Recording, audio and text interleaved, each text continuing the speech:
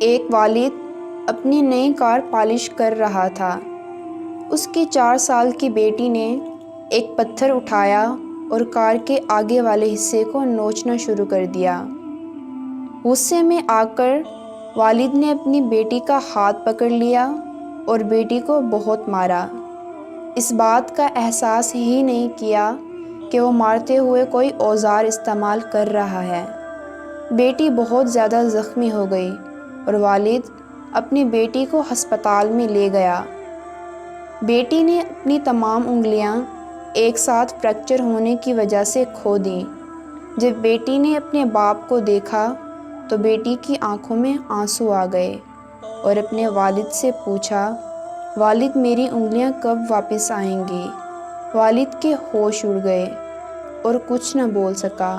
وہ واپس کار کے پاس آیا اور اسے کئی بار لات ماری۔